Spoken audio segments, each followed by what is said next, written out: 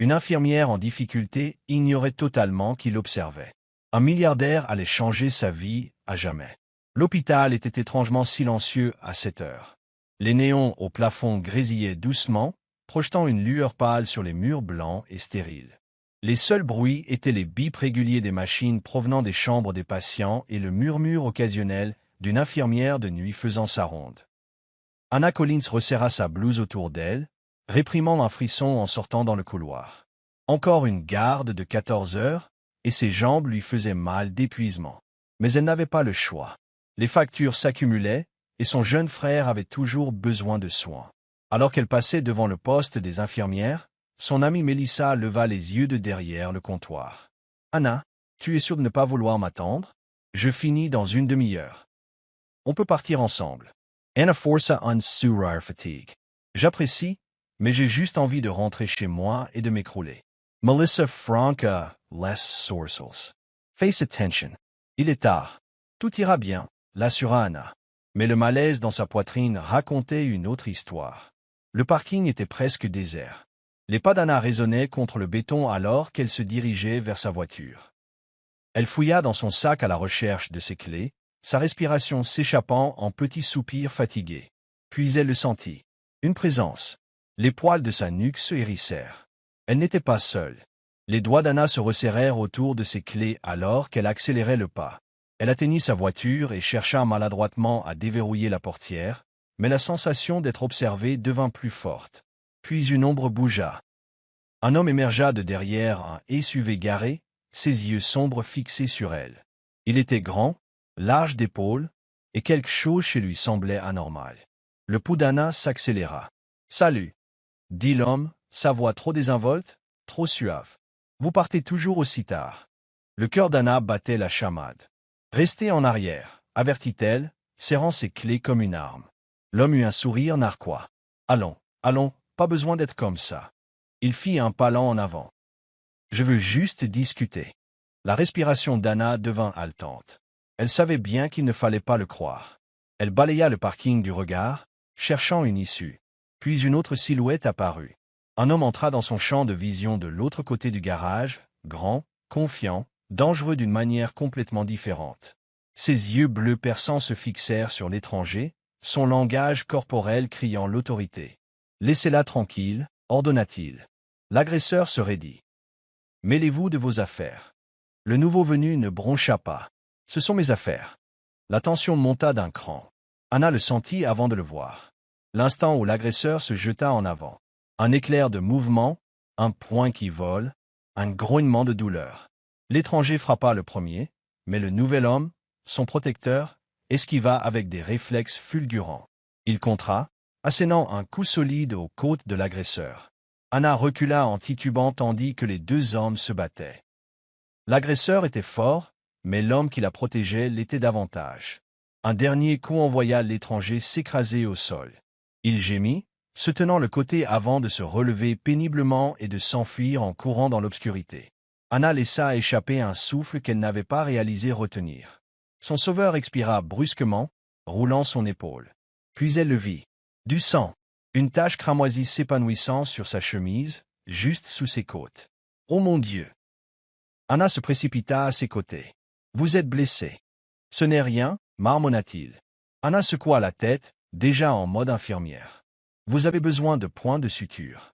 Je vous emmène à l'intérieur. » Il commença à protester, mais Anna ne l'entendit pas de cette oreille. « Soit vous venez avec moi, soit j'appelle la sécurité et je leur demande de vous traîner à l'intérieur. » Une pause.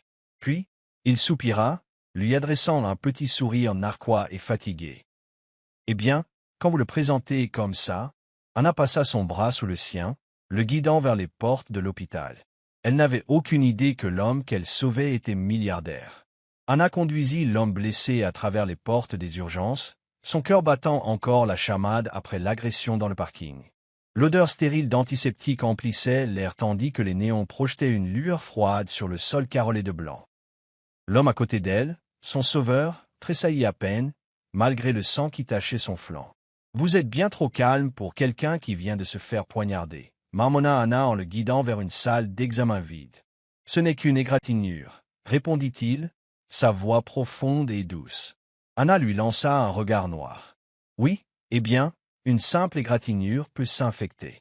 Asseyez-vous. Il soupira, mais obéit, s'asseyant sur le lit d'hôpital avec un mouvement lent et contrôlé. Anna attrapa rapidement une paire de gants et du désinfectant. Enlevez votre chemise, ordonna-t-elle. L'homme haussa un sourcil, un sourire narquois étirant ses lèvres. Un peu direct, vous ne trouvez pas? Anna roula des yeux. C'est pour des raisons médicales, pas parce que je meurs d'envie de voir ce qu'il y a dessous. Son sourire s'élargit, mais il ne discuta pas. Avec une aisance experte, il retira sa chemise, révélant un torse mince et musclé et une entaille fraîche et profonde le long de ses côtes. Anna inspire brusquement. Vous appelez ça une égratignure? Lança-t-elle en attrapant de la gaze. Vous avez besoin de points. Il haussa simplement les épaules. J'ai connu pire. La frustration d'Anna grandit. Qui était ce type? Il se battait comme un professionnel entraîné, réagissait à peine à la douleur, et maintenant il minimisait une blessure qui aurait fait se tordre de douleur la plupart des hommes. J'ai besoin de vos informations pour les dossiers de l'hôpital, dit-elle en désinfectant la plaie. Non? Daniel. Nom de famille. Une pause. Carter. Anna fronça les sourcils face à l'hésitation, mais continua. Date de naissance. Il sourit à nouveau. Assez vieux pour me faire poignarder et quand même entré ici par mes propres moyens. Anna laissa échapper un soupir exaspéré. Êtes-vous toujours aussi difficile?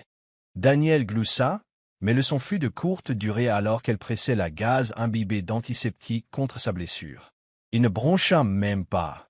Anna se dirigea vers l'ordinateur et consulta son dossier d'hôpital pour froncer les sourcils. Pas d'assurance?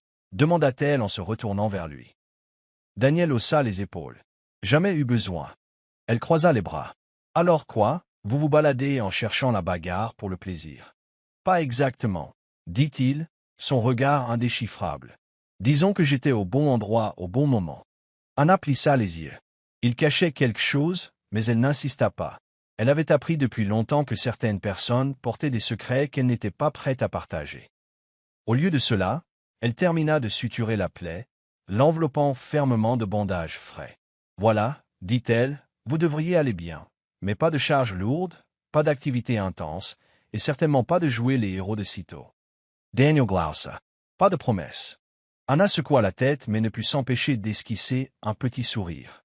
Il était exaspérément charmant. Le lendemain matin, Anna termina sa garde et sortit dans l'air frais du matin. Le soleil venait à peine de se lever, projetant de longues ombres sur le parking de l'hôpital. Elle étira ses muscles endoloris, expirant lentement. Puis elle le vit. Daniel était déjà dehors, appuyé nonchalamment contre le trottoir comme s'il avait tout son temps. Sa veste sombre était jetée sur une épaule, sa posture détendue. Mais ce n'était pas Daniel qui figea Anna. C'était la voiture, une berline de luxe noire et élégante garée près du trottoir, le genre de voiture qui criait la richesse et le pouvoir. Le chauffeur, un homme bien habillé en costume sur mesure, sortit et ouvrit la portière pour Daniel. Anna resta bouche bée. Ce n'était pas juste un type ordinaire. C'était quelqu'un d'important. Daniel se tourna légèrement, comme s'il sentait ses yeux sur lui. Pendant un instant, leurs regards se croisèrent. Puis il lui fit un sourire entendu, leva un chapeau imaginaire et glissa dans la voiture. Le moteur rugit et avant qu'Anna ne puisse pleinement réaliser ce qui venait de se passer, la voiture avait disparu. Elle resta là, stupéfaite. Qui diable était Daniel Carter? Anna avait toujours été douée pour ignorer l'épuisement. Cela faisait partie du métier. Longue garde, peu de sommeil et le poids émotionnel constant de s'occuper des patients. Mais la peur était quelque chose qu'elle ne pouvait ignorer. Cela commença par un. Son téléphone vibra alors qu'elle était assise au poste des infirmières, à peine à mi-chemin de sa garde de nuit. Elle s'attendait à un rappel pour une facture en retard ou un texto de son jeune frère. Au lieu de cela, c'était un numéro inconnu. Tu étais magnifique ce soir, Anna. Son estimac esi nua. Ses doigts se resserrèrent sur le téléphone alors qu'elle balayait du regard le couloir vide. Les lumières vacillèrent légèrement, le bourdonnement silencieux de l'hôpital soudainement trop fort. Elle déglutit difficilement et posa le téléphone, se forçant à se concentrer sur le dossier devant elle. C'était probablement une erreur, un mauvais numéro. Mais ensuite, un autre message. Tu ne devrais pas être seule à cette heure. Le souffle d'Anna se coupa. Elle était seule. Son cœur battait la chamade alors qu'elle tournait sur sa chaise, scrutant les couloirs faiblement éclairés. L'hôpital semblait différent ce soir, plus froid, plus sombre. Elle verrouilla son téléphone, se forçant à respirer. Ne panique pas. Mais au fond d'elle, elle savait. Quelqu'un l'observait. Daniel Carter n'avait aucune raison de revenir dans cet hôpital. Mais le voilà. Cette fois, il n'était pas un étranger blessé ayant besoin de points de suture. Cette fois, il franchit les portes avec un nom qui faisait tourner les têtes et une présence qui poussa le directeur de l'hôpital à l'escorter personnellement jusqu'à une suite privée. Officiellement, il était là pour un contrôle de routine. Officieusement, il était là pour elle. Dès l'instant où il avait rencontré Anna, il avait senti quelque chose. Une force tranquille cachée derrière l'épuisement. Une résilience qui ne devrait pas avoir à exister. Et maintenant, quelque chose n'allait pas. Il le voyait dans la façon dont ses épaules se tendaient quand elle marchait, dans la façon dont ses yeux fatigués dardaient vers les ombres. Daniel ne croyait pas aux coïncidences, alors il commença à observer. Anna termina à peine sa garde. Elle se sentait exposée, vulnérable. Chaque fois qu'elle entrait dans un couloir vide, elle avait le sentiment esséurant que quelqu'un était juste derrière elle. Au moment où elle atteignit la salle de repos, elle était à bout de force. Elle ferma la porte derrière elle, expirant d'une voix tremblante, pressant une main sur son front. Puis, une voix. On dirait que vous avez vu un fantôme. Anna se retourna vivement. Daniel. Il était appuyé contre le comptoir, les bras croisés, l'observant attentivement. Il détonnait sous la lumière fluorescente terne. Trop vif, trop posé, trop intense. Qu'est-ce que vous faites ici? Demanda-t-elle, essayant de reprendre son souffle. Daniel pencha la tête. Je pourrais vous poser la même question. Anna fronça les sourcils. Je travaille ici. Il se détacha du comptoir, s'approchant. Et comment ça se passe? Elle croisa les bras. Bien. Son regard ne scia pas. Anna, sa voix était plus basse maintenant, teintée de quelque chose de presque protecteur. Savez-vous que vous êtes en danger? Son estomac se serra. Anna ouvrit la bouche pour argumenter, pour rejeter cela comme de la paranoïa, mais les mots restèrent coincés. Daniel le vit, son expression se durcit. Vous avez un harceleur, dit-il simplement. Et je suppose que ce n'est pas la première fois que vous le remarquez. Les doigts d'Anna se crispèrent en poing. Comment savez-vous ça? Parce que j'ai observé aussi. Son soufflet se bloqua. Daniel fit un autre pas en avant, assez près pour qu'elle puisse sentir la chaleur qui émanait de lui. Qui que ce soit, il devient plus audacieux. J'ai vu comment vous vous êtes tendu tout à l'heure, comment vous avez vérifié votre téléphone et refusé de lever les yeux. Quelqu'un vous importune. Anna de Glodit. Ce ne sont que des textos. Pour l'instant, frissonna-t-elle. La voix de Daniel s'adoucit. Je peux aider. Anna secoua la tête. Je n'ai pas besoin. Puis, le bruit de pas, fort, trop fort. Le souffle d'Anna se coupa. Elle se tourna vers la porte, son pouls martelant. Une ombre s'étira sur le sol. Quelqu'un se tenait juste devant. Daniel bouhaya, instantanément. Avant qu'elle ne puisse comprendre ce qui se passait, il l'attrapa, sa main ferme mais prudente alors qu'il la tirait contre sa poitrine. La poignée de porte cliqueta. Les doigts d'Anna agrippèrent la chemise de Daniel, son cœur s'emballant. Aucun d'eux ne respirait. Puis, le silence. Après ce qui sembla une éternité, l'ombre disparut. Le corps entier d'Anna tremblait. Daniel ne la lâcha pas. Sa voix, quand il parla enfin, était basse, dangereuse. Vous n'êtes pas seule là-dedans, Anna. Elle ne savait pas pourquoi, mais pour la première fois depuis des semaines, elle le crut. Le lendemain matin de l'incident dans la salle de repos, Anna pouvait encore sentir la chaleur des bras de Daniel autour d'elle. Le va-et-vient régulier de sa poitrine alors qu'il la tenait serrée, la protégeant de la présence inconnue qui rôdait dehors. Mais maintenant, debout au milieu de sa suite d'hôpital privé, contemplant l'environnement incroyablement luxueux, elle réalisa qu'elle ne savait rien de l'homme qui avait risqué sa vie pour la protéger. Ce n'était pas juste une chambre VIP, c'était pratiquement un penthouse à l'intérieur de l'hôpital. Des baies vitrées offraient une vue imprenable sur la ville, un canapé en cuir moelleux était adossé au mur du fond, et un plateau de petit-déjeuner gastronomique intact reposait sur une table en verre élégante. Anna de Glodit difficilement. Le Daniel Carter qu'elle avait rencontré 2 nuits auparavant, l'homme qu'elle pensait n'être qu'un autre patient, n'était clairement pas ordinaire.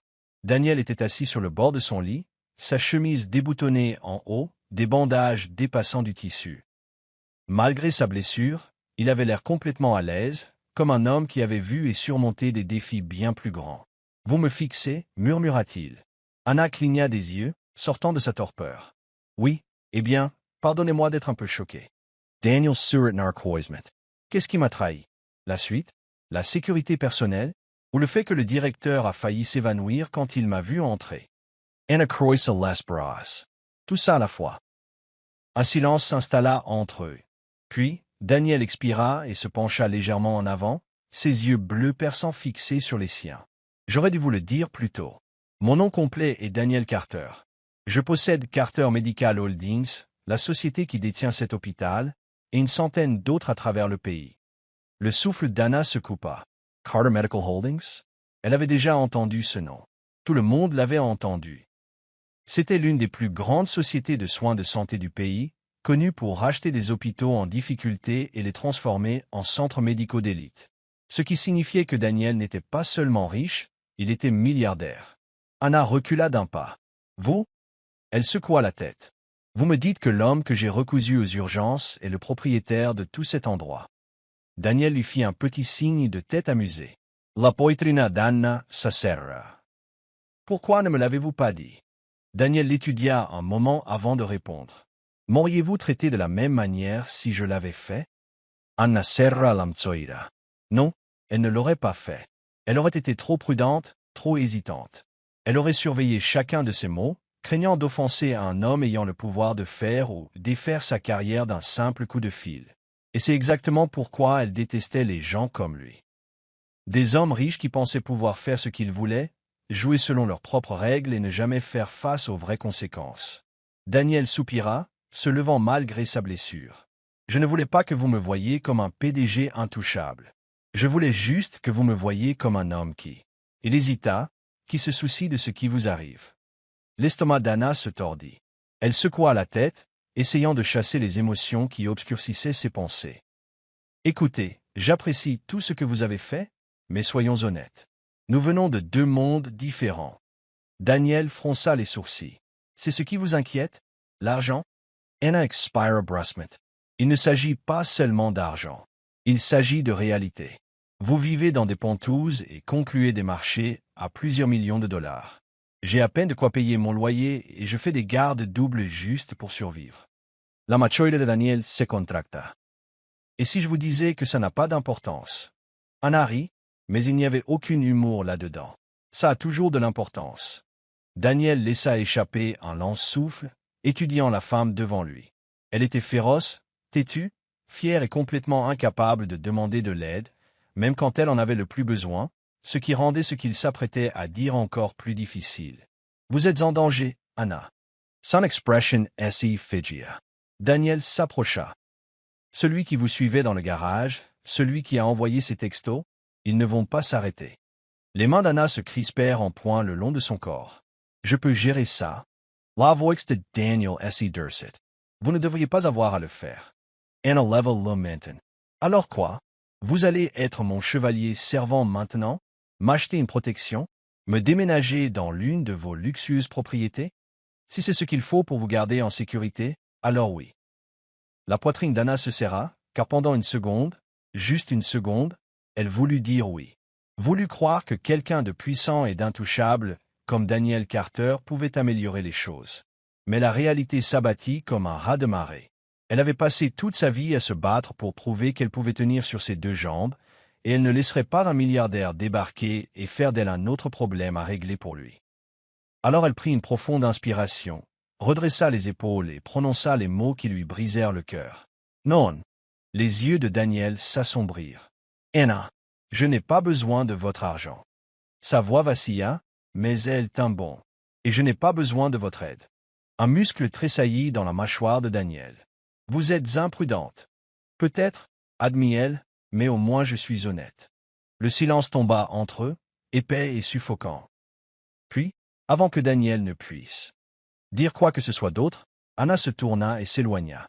Elle ne regarda pas en arrière, car si elle l'avait fait, elle n'aurait peut-être pas eu la force de partir.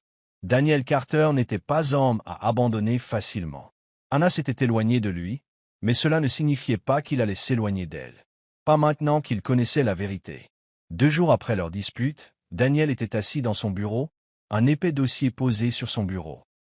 Il avait demandé à son assistant le plus fiable de se renseigner sur le passé d'Anna, non pas pour fouiner, mais pour comprendre. Et maintenant, en parcourant les pages, sa poitrine se serra. Anna Collins, 27 ans. Casier judiciaire vierge. Aucun historique de stabilité financière. Une montagne de dettes médicales. Ses parents avaient laissé derrière eux des milliers de dollars de factures impayées avant de disparaître de sa vie. En plus de cela, elle soutenait son jeune frère, Ethan, qui entrait et sortait de l'hôpital depuis des années. Daniel expira lentement, ses doigts pressant ses tempes. Elle s'était battue seule pendant si longtemps. Pas étonnant qu'elle ne veuille pas de son aide. Elle avait passé toute sa vie à prouver qu'elle n'avait besoin de personne. Mais il n'était pas n'importe qui, alors il fit ce qu'il faisait de mieux. Il trouva un moyen. Cela commença par les factures d'hôpital. Une transaction discrète, sans nom attaché. Juste un avis soudain indiquant que la prochaine série de traitements d'Ethan avait été entièrement couverte. Anna ne se posa jamais de questions. Elle remercia simplement l'univers pour un miracle qu'elle n'attendait pas. Puis, de petites choses commencèrent à se produire au travail. Son emploi du temps s'allégea, comme si quelqu'un avait personnellement demandé moins de garde de nuit pour elle. Du nouveau matériel apparut aux urgences, plus rapide, meilleur. Du matériel qu'elle demandait depuis des mois, mais qui lui avait toujours été refusé. Et bien qu'elle ne le voie jamais, Daniel était toujours là, observant depuis l'ombre. Il se disait que ce n'était pas parce qu'il tenait à elle, mais c'était le cas. Anna commença à remarquer le changement en lui. Elle essayait toujours de garder ses distances, mais chaque fois qu'elle tournait un coin, il était là. Ne la pressant jamais, n'exigeant jamais rien. Juste là, un regard persistant de l'autre côté du couloir. Un sourire entendu quand elle le croisait dans la salle de repos. Une conversation anodine qui faisait battre son cœur trop vite. Et, bon sang, il était charmant. Elle s'était attendue à de l'arrogance, à un sentiment de supériorité. Mais au lieu de cela, il était attentionné, étonnamment gentil. C'était dangereux, car elle sentait qu'elle flanchait. Puis, une nuit, tout craqua. Les urgences avaient été un champ de bataille. Une fillette de 6 ans était arrivée après un terrible accident, son petit corps brisé au-delà de toute réparation. Anna avait tout fait, absolument tout, pour la sauver. Et elle avait échoué. Longtemps après le départ de la famille, après que les médecins soient passés à autre chose, Anna resta assise dans la chambre d'hôpital vide, tremblante. Ses mains tremblaient alors qu'elle serrait les gants médicaux jetés sur ses genoux, sa respiration courte. Elle avait déjà vu la mort, mais cela ne devenait jamais plus facile. On frappa doucement à la porte. Elle ne leva pas les yeux. Puis, une présence trop familière. Daniel. Elle aurait dû lui dire de partir, mais quand il s'accroupit à côté d'elle, quand ses doigts chauds et stables essuyèrent doucement une larme qu'elle n'avait pas réalisé avoir versée, elle craqua. Un sanglot s'échappa avant qu'elle ne puisse l'arrêter. Daniel ne dit rien, il la prit simplement dans ses bras. Et pour la première fois depuis des années, Anna se laissa aller. Ses doigts agrippèrent sa chemise, son corps tremblant contre sa chaleur.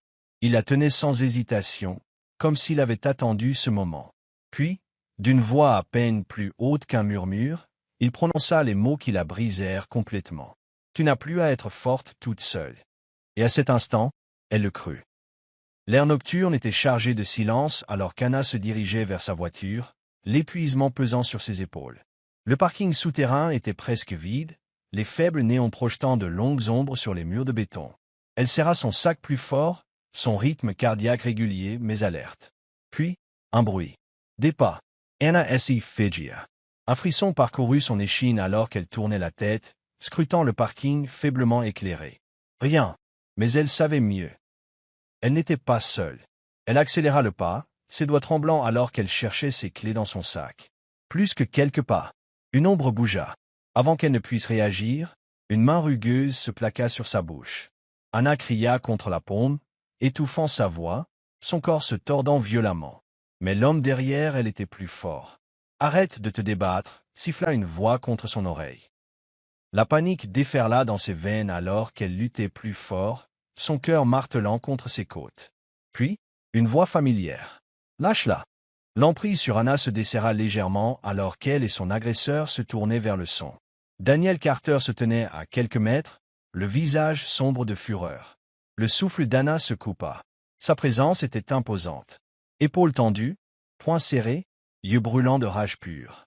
L'homme derrière elle se raidit, mais ne la relâcha pas. Au lieu de cela, il sortit quelque chose de sa veste. Un couteau. Daniel ne broncha pas. Le pouls d'Anna monta en flèche. Daniel non. Mais il était trop tard. L'agresseur se jeta en avant. Tout se passa trop vite. Une lutte, un halètement aigu, un éclair d'argent fondant l'air. Puis, Daniel chancela en arrière. Le cœur d'Anna s'arrêta. Pendant une seule seconde paralysante, tout s'immobilisa. Puis elle le vit, le rouge s'épanouissant sur sa chemise. « Daniel !» cria Anna, se précipitant vers lui alors que l'agresseur fuyait dans l'ombre. Daniel vacilla, sa respiration inégale, sa main pressant la blessure à son flanc. « Non, non, non !» murmura Anna, l'aidant à s'asseoir au sol, ses doigts tremblants alors qu'elle attrapait son téléphone. « Reste avec moi, d'accord? Reste juste avec moi. » Daniel sourit faiblement. « J'espérais un peu que tu dises ça. » Sa vision se brouilla de larmes. L'appel aboutit. « J'ai besoin d'une ambulance. » cria-t-elle dans le téléphone, sa voix se brisant. Il a été poignardé. Elle appuya sur sa blessure, mais il y avait tant de sang. Bon sang, Daniel, suffoqua-t-elle. Pourquoi as-tu? Sa main couvrit la sienne. Sa prise était faible, mais sa chaleur la brisa. Tu vaux la peine d'être sauvé, murmura-t-il, sa voix à peine plus haute qu'un souffle. Le souffle d'Anna se coupa, des larmes coulant sur ses joues.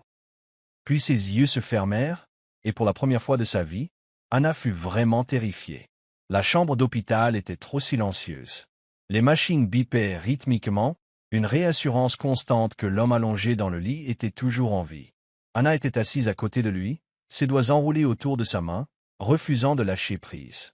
Elle était là depuis la seconde où il l'avait emmenée en chirurgie, depuis les heures les plus longues et les plus atroces de sa vie.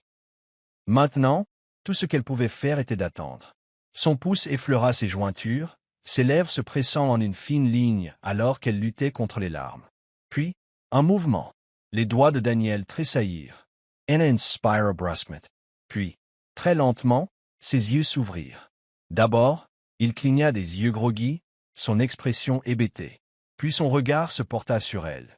Un petit sourire fatigué étira ses lèvres. « Salut, l'infirmière. » Anna laissa échapper un rire étranglé, mi-sanglote, mi-soulagement. « Daniel, » murmura-t-elle, sa voix se brisant. Son sourire s'effaça légèrement quand il vit les larmes striant son visage. Ses doigts s'enroulèrent faiblement autour des siens. « Tu pleures pour moi ?» la taquina-t-il doucement.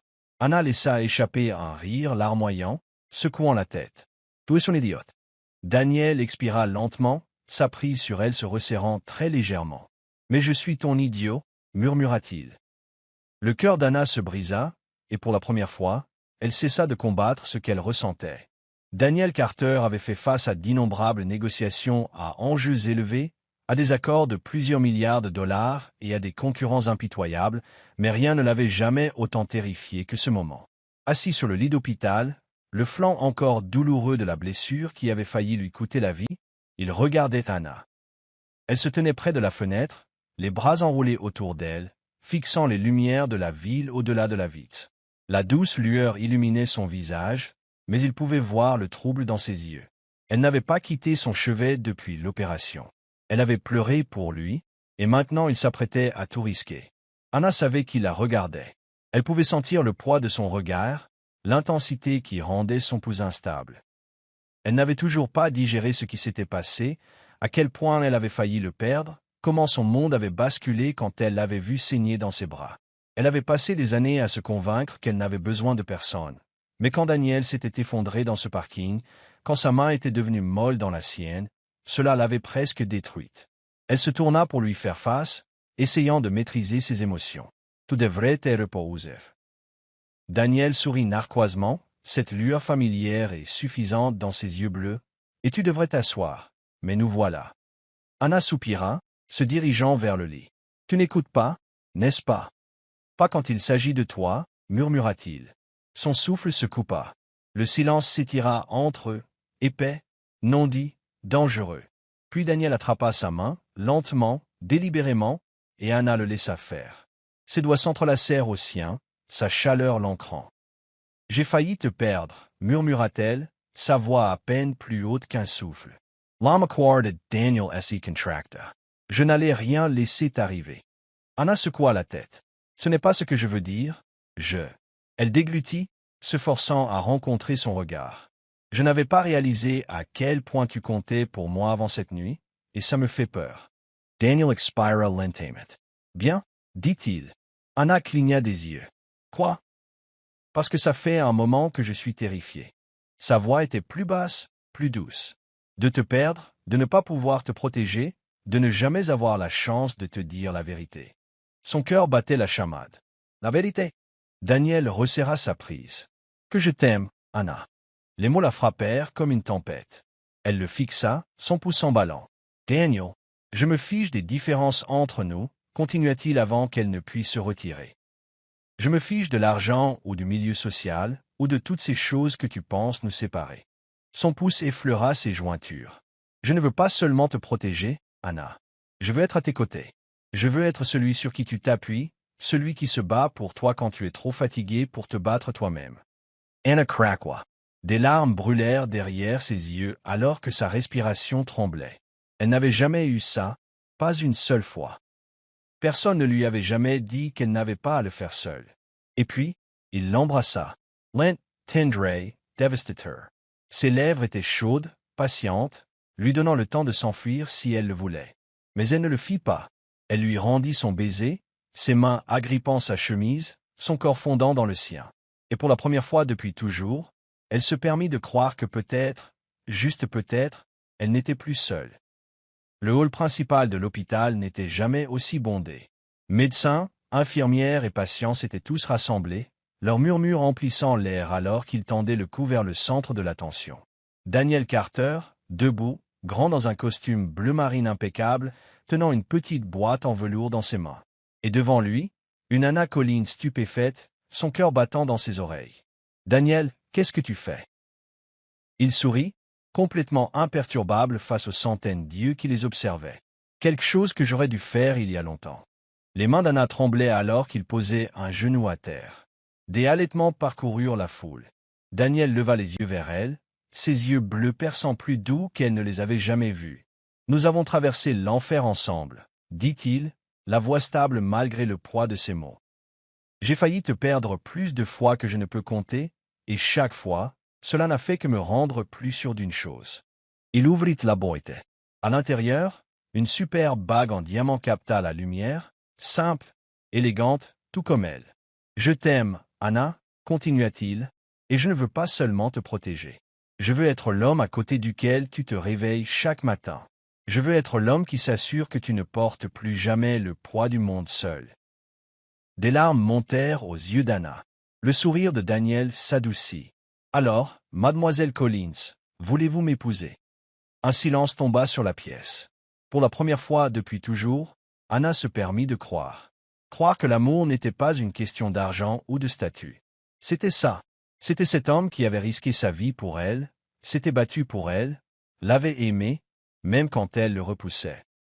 Elle laissa échapper un rire étranglé, des larmes glissant sur ses joues. Puis elle hocha la tête. « Oui, » murmura-t-elle. Puis plus fort, plus affirmé. « Oui, Daniel, je veux t'épouser. » Le hall éclata en acclamations alors que Daniel glissait la bague à son doigt, l'attirant dans un baiser à couper le souffle. Et juste comme ça, sa vie changea pour toujours. Les vagues s'écrasaient doucement contre le rivage, la brise salée transportant l'odeur de l'océan alors que le soleil descendait bas sur l'horizon. Anna se tenait au bout de l'allée, pieds nus dans le sable doux, sa robe blanche flottant autour d'elle. Elle n'avait jamais rêvé d'un mariage de conte de fées, mais debout ici, entourée des gens qu'elle aimait, attendant d'épouser l'homme qui était devenu son refuge, son foyer, elle réalisa que c'était mieux que n'importe quel rêve. Daniel se tenait sous une arche de fleurs.